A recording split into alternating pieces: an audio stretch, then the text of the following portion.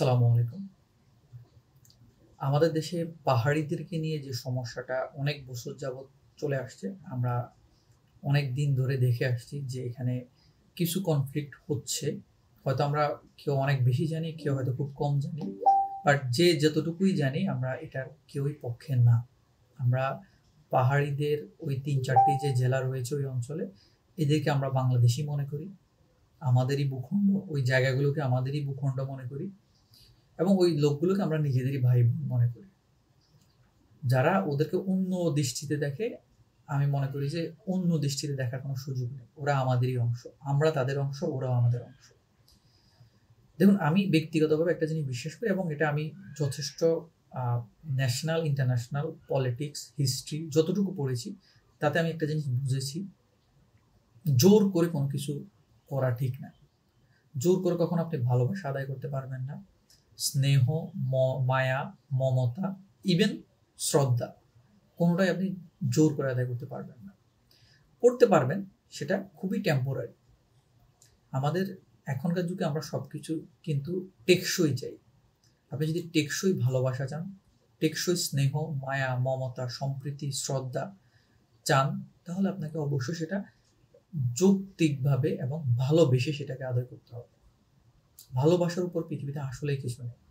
আমরা ভালোবাসা বলতে শুধু নরনারীর ভালোবাসাটাকে সবচেয়ে বেশি মনোযোগ দেই, সবচেয়ে বেশি প্রাধান্য দেই এবং সবচেয়ে বেশি বুঝিও ভালোবাসা বলতে সেটাকে। কারণ গল্প, উপন্যাস, সিনেমা, নাটক সব জায়গায় এটাকেই সবচেয়ে বেশি গ্ল্যামারাইজ করে দেখানো হয় যে ভালোবাসা মানেই হচ্ছে একটা ছেলে এবং একটা মেয়ের মধ্যে ভালোবাসা। আসলে ভালোবাসা কিন্তু সেটা না। ভালোবাসা শুরুই হয় কিন্তু মা বাবার মাধ্যমে, ভাই বোনের মাধ্যমে, পাড়া প্রতিবেশীর মাধ্যমে, আত্মীয় স্বজনের মাধ্যমে। এবং পৃথিবীতে যতগুলো দেশকে দেখতে পাচ্ছেন বিভিন্ন ভাগে ভাগ হয়ে আছে, ওইখানেও একটা ভালোবাসা আছে। সবাই তার নিজ নিজ দেশকে, নিজ নিজ ভূখণ্ডকে ভালোবাসে। একটা কথা আছে, কথাটা একটু বিতর্কিত যদিও। যদি আমি বলি এখন যে আমার মাতৃভাষা হচ্ছে নোয়াখালীর ভাষা, কেন? আমার জন্ম নোয়াখালীতে, এর জন্য না। আমি আমার মায়ের সাথে যে ভাষায় কথা বলি সেটা হচ্ছে আমার মাতৃভাষা।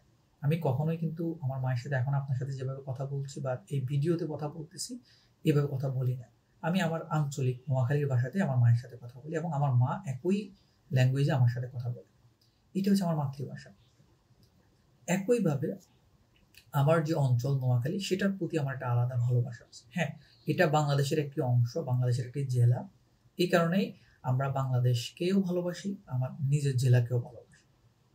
এখন একইভাবে পাহাড়ে একটা মানুষ যখন তার মায়ের সাথে যে ভাষায় কথা বলে সেটা তার অ্যাকচুয়াল মাতৃভাষা।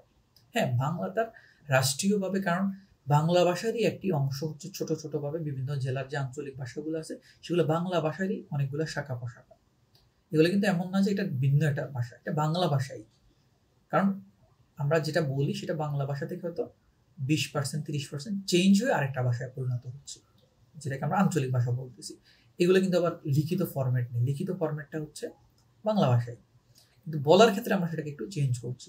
আমি কোথাও যেন পড়েছিলাম যে 25 কিলোমিটার, খুব সম্ভবত 25 কিলোমিটার পর পর ভাষা চেঞ্জ হতে থাকে। তো হয়তো ওইভাবে ভাষা প্রতিনিয়ত সারা পৃথিবীতে একটু একটু করে চেঞ্জ হচ্ছে। তো আমি নোয়াখালীতে যে ভাষায় কথা বলি, খাগড়াছড়ির একজন ছেলে তার মায়ের সাথে একই ভাষায় কথা বলে না, একটু ডিফারেন্ট ভাবে কথা বলে এবং ওই ভাষাটাকে সে আসলে মাতৃভাষা হিসেবে ধারণ করে। একইভাবে খাগড়াছড়ির যে ভূখণ্ডে তার জন্ম বা বেড়ে ওঠা, ওইটাকেই সে মূলত মাতৃভূমি বলে জানে। এমন দেশটি কোথাও খুঁজে পাবে না কো তুমি, সকল দেশের রানী সেজে আমার জন্মভূমি।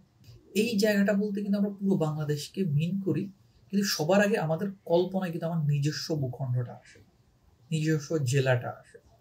ঠিক আছে? ওই ছোট ছোট জেলাগুলো নিয়েই কিন্তু আমাদের 64 জেলা নিয়ে আমাদের বাংলাদেশ। এখানে আমরা আসলে কাউকে ডিফারেন্সিয়েট করা উচিত না, কাউকে আলাদা করা উচিত না। কার মাতৃভাষা কি, কে কোন অঞ্চলকে কিভাবে দেখে, সেটার ঊর্ধ্বে হচ্ছে আমরা সবাই বাংলাদেশি। আমরা বাংলাদেশি, পুরো বাংলাদেশের ভূখণ্ডে আমরা যারা বসবাস করি আমরা বাংলাদেশি। এখন কিছুদিন আগে আমরা যে সরকারটাকে উৎখাত করা হলো একরকম, সেই সরকারটা এই উৎখাত থেকে বাঁচার জন্য বা এই সরকার তাদের ম্যান্ডেট বাস্তবায়ন করার জন্য 15 বছর বিভিন্নভাবে সেটাকে ফোর্স করে আমাদের উপর ইমপ্লিমেন্ট করতে চেয়েছে, যেটা কিনা আপামর্জনতা করতে দেয়। বাট এটা পলিটিক্যাল অনেকগুলো জিনিস আছে, সেগুলো আমরা না যায়। আমি শুধু এটা বলতে চাচ্ছি, প্রয়োগ যদি ভালোবাসার ভিত্তিতে বিষয়টা এস্টাবলিশ করতে চাইতো, তাহলে জিনিসগুলো আমাদের দেশে এত রক্তক্ষয়ী কিছু হতো না। ঠিক আছে, আমরা যদি উপরেও যাই, ৭১-এ যাই, ৯০-এ যাই, ৪৭-এও যাই, বা এর আগেও যাই, যেখানে যাই রক্তক্ষয়ী দিয়ে আমাদের এখানে সবকিছু হয়। যার কারণে আমরা ইতিহাস পর্যালোচনা করলে দেখি রক্তের মাধ্যমে, রক্ত ঝরিয়ে কোনো কিছু আসলে কেউ এস্টাবলিশ করতে পারেন। পাকিস্তানিরা ৫২-তে রক্ত ঝরিয়ে আমাদের কাছ থেকে বাংলা ভাষা কেড়ে নিতে পারেনি, ৭১-এ পারেনি আমাদের কাছ থেকে ভূখণ্ড নিতে, ২৪-এ আওয়ামী গভর্নমেন্ট পারেনি আমাদের কাছ থেকে স্বাধীনতা ছিনিয়ে নিতে। তো সব কিছু মিলিয়ে আমরা যদি দেখি, জোর করে রক্তক্ষয়ী করে কোনো কিছু হয় না। পাহাড়িদেরকে আমাদেরই অংশ ভাবা উচিত, তারা আমাদের, আমরা তাদের। ওন করতে হবে পাহাড়িদেরকে, আমাদের ওন করতে হবে। আমার কাছে একটা জিনিস মনে হয়েছে কি, একটা পাহাড়ি ছেলে তারা যদি নিজেদেরকে বাংলাদেশি না ভাবে, এটা আমাদের ব্যর্থতা, এটা সম্পূর্ণ আমাদের ব্যর্থতা। সেনাবাহিনী দিয়ে ফোর্স করে যদি আমরা তাদেরকে বাংলাদেশি ভাবাতে চাই, তাদেরকে আমাদের অংশ এটা বুঝাতে চাই, জানাতে চাই, এটা আমার কাছে মনে হয় যে এটা এই সভ্য সমাজে বা এই সভ্য জগতে এখন আর পসিবল না। আমাদেরকে ভালোবাসার মাধ্যমে সেটা অর্জন করে নিতে হবে। আমি মনে করি যে ধরুন বাংলাদেশ ক্রিকেট বোর্ডে যদি আমরা একটা কোটা সিস্টেম চালু করি, যে একজন প্লেয়ার সে যোগ্য হোক না হোক, মোটামুটি খেলাধুলা করতে পারলে তাকে পাহাড় থেকে নেওয়া উচিত। ফুটবল দল একজন ছেলেকে পাহাড় থেকে নেওয়া উচিত বাধ্যতামূলক। এই ছেলে কোনো এক সময় আমাদের অধিনায়ক হতে পারে।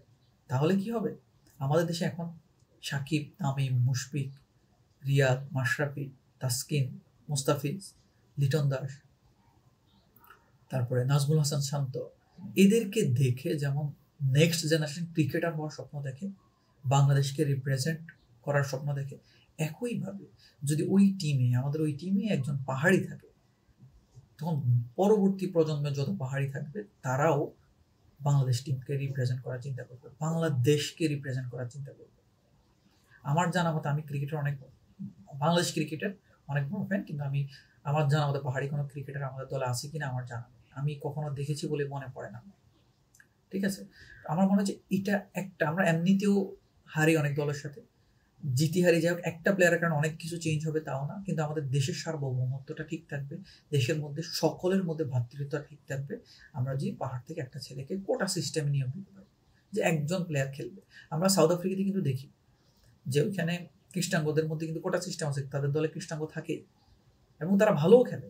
আমি মনে করি আমাদের পাহাড়িদেরকে যদি আমরা সুযোগ দিই, তারাও যদি একসময় বাংলাদেশ বাংলাদেশ বলে স্লোগান দিতে অভ্যস্ত হয়, তারা কখনোই আর আমার মনে হয় না যে বিচ্ছিন্নতাবাদী জিনিসটা চিন্তা করবে। হ্যাঁ, ইন্টারন্যাশনাল অনেক কনস্পিরেসি থাকবে, সেটা আজীবন থাকে, এটা নিয়ে আমি মনে করি যে অরিড হওয়ার কিছু নেই।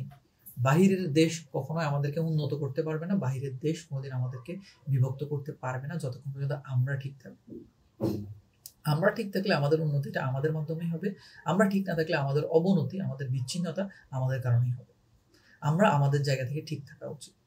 আমি এই কারণে মনে করি যে বাংলাদেশের যে জায়গাগুলোতে আমরা বাংলাদেশকে রিপ্রেজেন্ট করে এবং আমরা সকলেই মোটামুটি ওইটাতে সবচেয়ে বেশি ইন্টারেস্টেড, এই ধরনের জায়গাগুলোতে কোটা সিস্টেম করে পাহাড়িদেরকে ইনভলভ করা উচিত এবং সর্বোপরি তাদেরকে সেনাবাহিনী হোক বা যে কোনো আইন শৃঙ্খলা বাহিনী দিয়ে প্রেশারাইজ করা উচিত।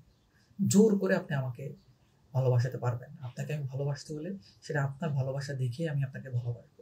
জোর করে যদি আমাকে আপনাকে ভালোবাসতে বাধ্য করে, এটা আসলে ভালোবাসা না, ঠিক আছে, এটা দাসত্ব হয়ে যায়। আমার কাছে মনে হয় যে, আর আমাদের আর্মিকে, আমি নিজে কিছুদিন আগে একটা প্রোগ্রামে দেখেছিলাম, আমরা আর্মিকে যেভাবে রেসপেক্ট করি তারা ঠিক সেভাবেই আর্মিকে রেসপেক্ট করে না। তাদের নাকি কোথাও যাওয়া, কিছু কিনতে যাওয়া, অনেক কিছুতে আর্মির রেস্ট্রিকশন মানতে হয়। এটা এক সময়, আমি জানি না, এটা হয়তো সার্বভৌমত্বের স্বার্থে এটা করা লাগে, পলিসি মেকিং এর ক্ষেত্রে হয়তো এটা লাগে, কিন্তু আমি মনে করি এটার পরেও যদি এটা সাময়িক সময়ের জন্য প্রয়োজন হয়ও, তারপরও আমি মনে করি পাহাড়িদেরকে আমাদের ভাই, তারা আমাদেরই ভাই, আমরা তাদের ভাই, তারা আমাদেরকে ওন করতে হবে, আমরা তাদেরকে ওন করতে হবে, তাহলে একমাত্র বাংলাদেশ সুন্দর থাকবে। বাংলাদেশের নির্দিষ্ট একটি জেলার, নির্দিষ্ট একটি উপজেলার, নির্দিষ্ট একটি ইউনিয়নের মানুষ যদি অসন্তুষ্ট থাকে, আমি মনে করি যে আমরা সবাই সন্তুষ্ট থাকতে পারি না। কোথাকার অনেক দূরের সিরিয়া কিংবা আপনার ফিলিস্তিনের কোনো একজন মুসলমান ভাই কষ্ট পেলে আমরা যদি এখানে বসে কষ্ট পেতে পারি, তাহলে আমার পাহাড়ের একটা ভাই যদি কষ্ট পায় তাহলে আমাদের কষ্ট পাওয়া উচিত। আমি মনে করি যে পৃথিবীতে সবচেয়ে বড় ধর্ম হচ্ছে মানবতার ধর্ম, সেটাকে ইসলামও স্বীকৃতি দেয়। মানবতা সবার আগে। তো আমার পাহাড়ের একটা ভাই যদি কষ্ট পায়, আমি মনে করি যে আমাদেরকে সেটার জন্য অবশ্যই অডিট হওয়ার বিষয় আছে। আমাদেরকে এই বিষয়গুলোতে মনোযোগ দেওয়া উচিত। আমরা অনেক বিষয়তে মনোযোগ দিই, দরকারি অদরকারি, কাছের দূরের অনেক কিছু দিই, কিন্তু আমাদের পাহাড়ে, আমাদের ঘরের মধ্যে আমাদেরই ভাই বোনরা যদি কষ্ট পায় কোনোভাবে, আমাদের কোনো আচরণে কষ্ট পায়, আমাদের কোনো সিদ্ধান্তে কষ্ট পায়, আমি মনে করি এই বিষয়টাতে আমাদের আরো বেশি কনসার্ন হওয়া উচিত। আমি আমার ব্যক্তিগত দিক থেকে মনে করি আমাদেরকে যদি কোনো ছাড় দিয়ে হলেও পাহাড়িদেরকে আমাদের সাথে একসাথে রাখতে হয়, আমি অবশ্যই সেটাতে সায় দিব।